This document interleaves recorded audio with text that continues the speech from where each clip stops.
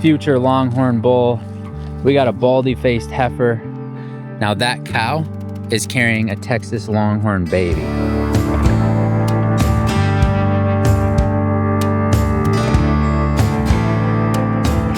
Welcome back to the YouTube channel, y'all. Gonna change things up a little bit. Was just watching the video from theRide, the finale episode, and heard what my mom said about having some more fun and how growing up when I was a kid, I had a lot of fun, and how the line of work I'm in now and life and kids and all the chaos that I have consciously chosen has made me too serious. Nat was the most fun-loving, laugh all the time, make everyone laugh kind of kid. And now he's just, what he does for a living, how he does it, how he lives his life, he's so serious.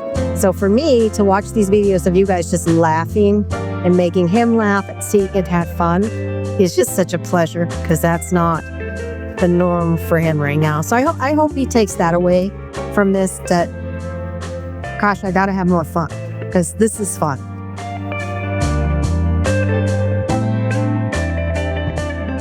So I'm gonna change up the format a little bit. We're gonna try to get back down to just me having fun, raw, authentic, behind the scenes. Just got done with a 2-hour training session here on the bike. theRide 2026 is done, but theRide 2027 is already in the works, and I do not want to go backwards on a fitness level. Worked so hard to get myself, my body, my mind under the guidance of Coach Joey to the position that we were able to ride 1,886 miles over the course of 12 days. And I just really want to make sure that I don't have to do all that cramming again. So I'm going to take you guys through what a day in my life looks like, show you a little bit about how I juggle it all, because that is a big theme and a big question that keeps popping up. For me, the most important thing to do is to protect my priority list. And so I'm going to take you through how I juggle the day, how I balance it all, show you what my routines look like, and then also just give you some honest, raw reflections from the ride. I'm still trying to digest what we just accomplished almost a month ago now, what it meant to me, what it meant to the people we were able to impact, what it meant to the people along on the journey, the clarity it brought me. And so as those things pop in my mind, I'm going to share them with y'all. Drop below in the comments if y'all like this new format. I'm going to try to have a little bit more fun. I'm going to try to show you a little bit more of the chaotic action that goes on here in my life. So first things first, I want to show you all a little bit about my scrappiness. Look, I'm just a college dropout. I'm not some brilliant Harvard MBA. My goal in life is to find the way and make the way to do whatever I accomplish. We've got the old stool stacked up on top of the chair. So I'm going to walk you through what my day actually looks like, how I structure my day, how I have figured out for me what works to fit this all in. Now, granted, one of my favorite quotes is a 50 Cent quote where he said, "Sleep is for those people who are broke. I got an opportunity to make my dreams a reality." So sleep is not something I focus intentionally on, but I recognize that my calendar is like my Bible. Like, I am so religiously committed to my calendar and understanding my calendar and making sure that I have space for me protected. When I was getting ready to train for this ride, one of the things that I recognized is that I'm a husband and a father first. That is my number one job, my number one opportunity that I have in this lifetime. And so as I was preparing to train, I made a commitment to myself and I made a commitment to my family that I would not sacrifice them. And so I restructured my entire day to make sure that I have enough space to fit everything in that I want to fit in, and also still make my family a priority. So my first thing I do is I wake up every day at 3:07. I set 2 alarm clocks every single day. One of my best friends growing up, Craig, man, rest in peace, passed away. His number was 7 and 17 in soccer. And so I set 2 alarms every single day. The 3:07 is the one I get up to. The 3:17 is the one that I turn off when I get up, and just kind of think about him and remember that he didn't have the opportunity to pursue his dreams. His life was taken way too early. But I have the opportunity to pursue mine. So I really get up early every single day. If you've ever been on an airplane, you understand that the flight attendant says, put your oxygen mask on before helping someone else. That's what I do every day. The morning is mine. So up until about 10 a.m. every single day, this is me time. This is when I protect me. This is when I focus on me. This is when I journal. This is when I work out. This is when I go out in the pasture. This is when I just reflect. This is when I do the deep work. This is when I review the calendar. Like, the mornings are for me. Now, there are 2 standing calls that I have in my calendar that are at 8:30 in the morning. Both of those are board meetings. So those are heavy, intense conversations that I'm leading, and I want to be fresh and I want to be present. But up until that call, I've got it blocked. I've got that time protected. Today, we got a podcast. Griffin's coming out at 11 a.m. And then we got calls from 12 to 4 p.m. And then in the midst of all that chaos, we have started construction here at the ranch, building our dream house, building a place where we can bring community together, bring friends together, bring family together, breed the Texas Longhorn cattle that I have grown to love and become obsessed with. Workout, train, podcast, all of that is going on. And today we start laying the electrical piping. So around 8 o'clock, before the chaos gets going, we've got a delivery of sand. We got to fill in the 5-foot deep trenches we've just dug up for the last week or so. And we've got to start burying the electrical lines, running it to all the structures and getting ready to start the actual construction on something that I thought would never be possible and something that I still pinch myself to this day on as we go through the process. Let me show you all this. Again, going back to that scrappiness. When I started training for this bike ride, I didn't have all the fancy gear, the fancy equipment. I did all of my first training blocks right here in this garage at the ranch. And I refuse to throw this garbage can and these paint cans away because these were the first stands that I used to be able to work while training on my bike. I set up my trainer right here.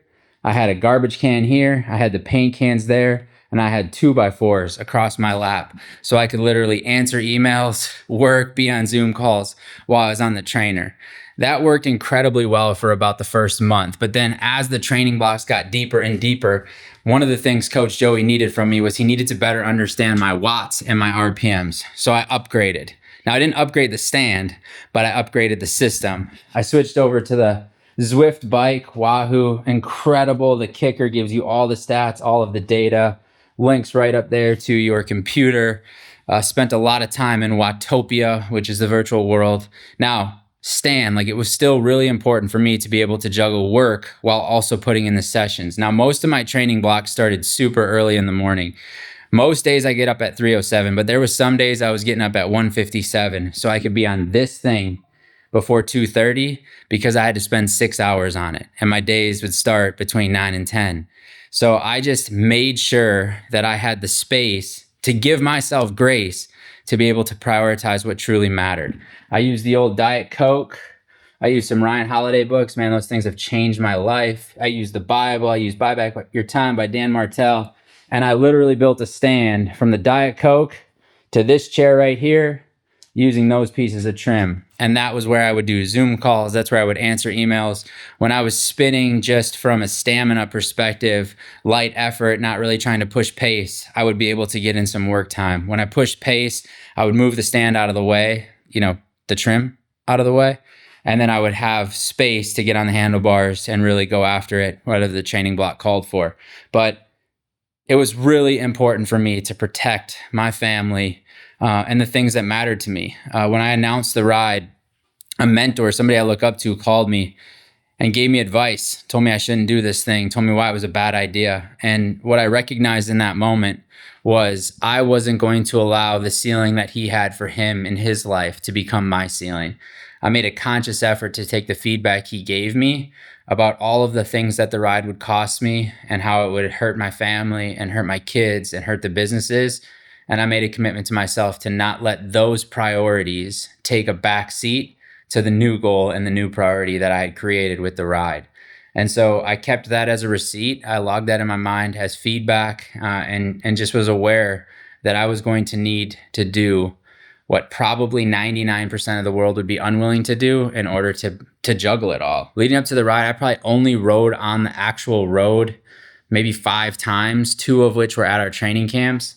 It didn't really matter. It didn't matter what the surface was. I just needed to make sure that mentally and physically, I was actually preparing myself as much as I possibly could.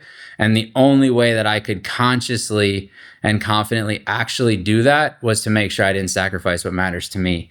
Gonna get a little shower in, gonna do some office work here, Got some bills to pay, got some work to do, some emails to answer. Gonna go through the calendar one more time, make sure I understand what the day looks like. And then as soon as light happens, we're gonna go outside, do some reflections in the pasture, and show you guys one version of my morning routine. It's almost light enough to go outside. I'm going out anyways. Going to go walk the pastures, feed some animals, do some morning reflection, a little bit of gratitude as the sun comes up. And most importantly, check on one of our cows. One of our heifers was going to be a first-time mom this October and unfortunately had a miscarriage. I mean, look, they're animals. This stuff happens. You don't really know why, but I want to make sure she's okay. Let me tell you, the world of animals and vets, and y'all, they're ruthless. I called the vet, told him what happened. He's like, man, it sounds like she just aborted the fetus. Move on. I'm like, dude, do we have to be so aggressive? Like, couldn't we just say she had a miscarriage and she's grieving?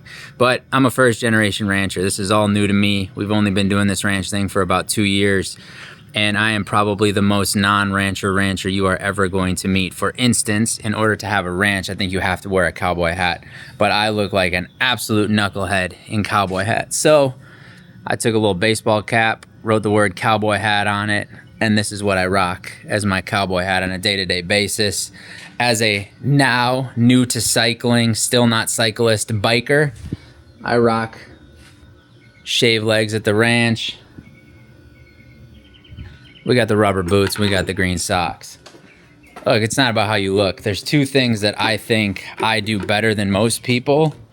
The first is I don't care what people think. I mean, look, I want to respect people. That's really important to me, to treat others with respect and kindness.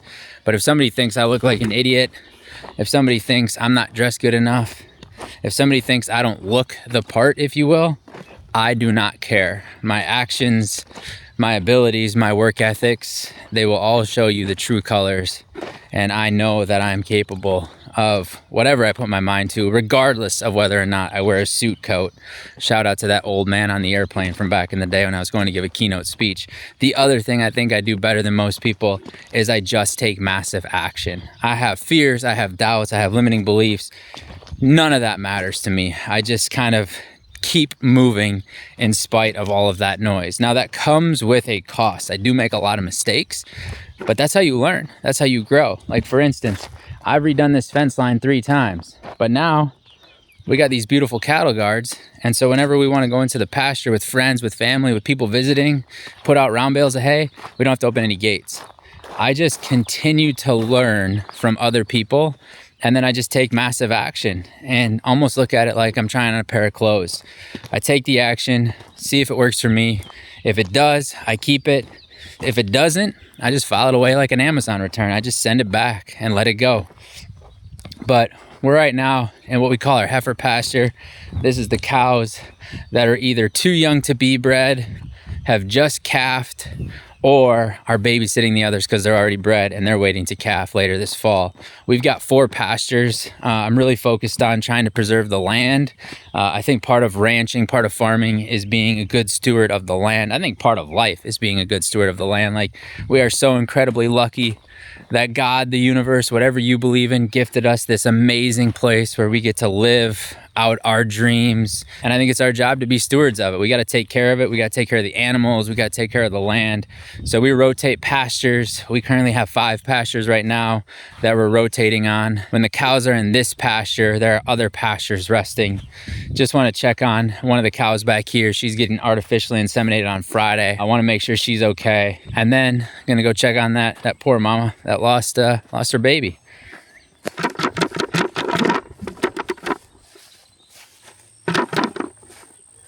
Now for me, having not been a rancher, I never really understood this whole concept of farming. Obviously to provide food, I get all that, but when people would talk about how meditative it was or how much they enjoyed being out there, I never really got it. I totally get it now. Like, you got your feet in the soil, you got a beautiful, majestic 89.75 inch horned animal.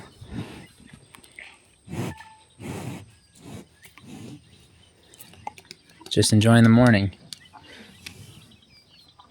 This is the other reason I like to come out here and check on stuff. On a ranch, just as in life, stuff always breaks. And when things break, you got to make sure you can take care of them. Our float for our stock tank broke off, which means the water is just constantly filling into the trough and getting more full and more full. So I'm gonna see if I can figure out how to fix this damn thing. We also got a fish that somehow got into this stock tank that died. So I'm gonna clean this up and then keep morning. Oh my God. And then keep on the morning walk and just taking some time to reflect, get ready for the day, and most importantly, just appreciate the life we get to live. All right, let me be real with you. I just am going to be very vulnerable with where my head's at right now. Just thinking a little bit about Craig, like I mentioned, died at 25 years old, way too young. And I was just reflecting on this thing that we call time. It's literally the only asset that I have in my life that I never truly know the balance of. I have no idea if I'm going to get tomorrow or not. God willing, I will. God willing, I'll have 50, 55 more years, but I don't really know. And yet we choose, and I choose, to put things off for tomorrow or next week. And sometimes they're even the most important things in our lives. I'll spend time with that person next week. I'll take grandma to lunch next week. I'll go to dinner with my family next week. What if next week doesn't come for you or for them? And I just was reminding myself that I have the same 24 hours in the day that you have. Every single one of us has 24 hours in a day. The only thing that stands between who we are and who we choose to become, I believe, is how we spend those 24 hours. That's why I like spending the mornings just in my thoughts and moving around in motion and reflecting, because I think that's an important thing that hit me this morning is quit putting off for tomorrow what's important today. I did that when training for the ride. I made it a priority to make my priorities still my priorities. But look, there are always going to be examples. I'm not perfect, of moments when I could do better. I could be more intentional. I'm just doing the best damn job I possibly can.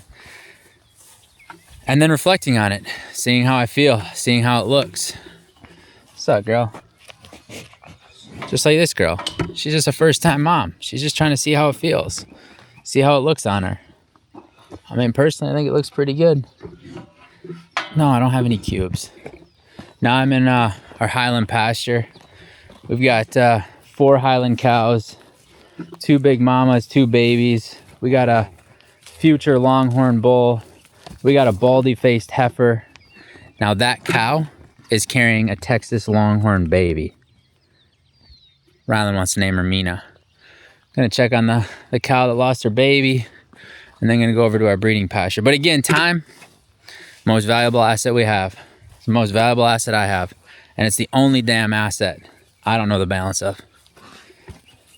It's 6:39 in the morning. We got a 2-hour session on the bike done. We got a little bit of work done. We got morning reflection. We got a herd check, a ranch check. Sun's coming up. We still got all day to go out there and have some fun, do some crazy stuff. But the last pasture I'm checking on right now, this is our bull pasture. So this is where our bull, our breeding bull, in partnership with 18 and Sandy Barham, shout out those people, incredible humans. This is where he's residing. So he's here breeding the girls, most of whom are bred. One of our heifers has been with him now for a month, and she's due to come back into heat today or tomorrow. So I just want to check and see if he's showing interest in her or not.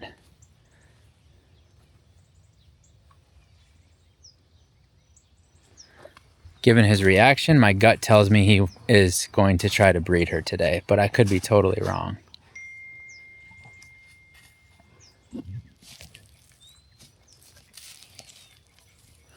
All right. He's not too pleased this morning. I'm just gonna leave him be. I mean, I don't know. Last thing I need to do is get run over by a bull. You just have to be brave to choose your own path and say, I'm going to show up. And I might not do the same training you do, but that doesn't make me less than, that doesn't make me worse than, that doesn't make me different. It just makes it my path. And so I think it's fun to talk to people about this stuff because I've spent so many hours thinking about it. I mean, I did the whole ride without listening to any music, any podcast, any books, like just the people I was with and my thoughts.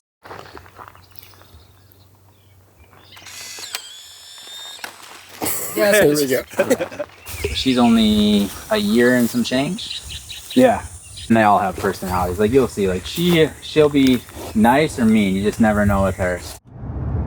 Heading on over to do a really cool podcast with somebody that I think is going to be digging deep into my perspective on life and what I've done, where I've come from, and where I'm going. A guy by the name of Shawn Johnson. I believe he used to run security for Joe Rogan, ex-Navy SEAL. So this is going to be a deep, powerful conversation. And what's really neat about it is we're actually doing the interview at his house at night. I've never done a podcast at 6:30 at night, but tonight I get to record a podcast with Shawn, and we're going to dive deep into whatever he wants to talk about. My favorite thing to tell any host of any podcast I'm on is whatever you want to talk about that's of value to your audience, I will go anywhere you want to go, and I will be as transparent as I can possibly be, because there is nothing in my life that is off limits.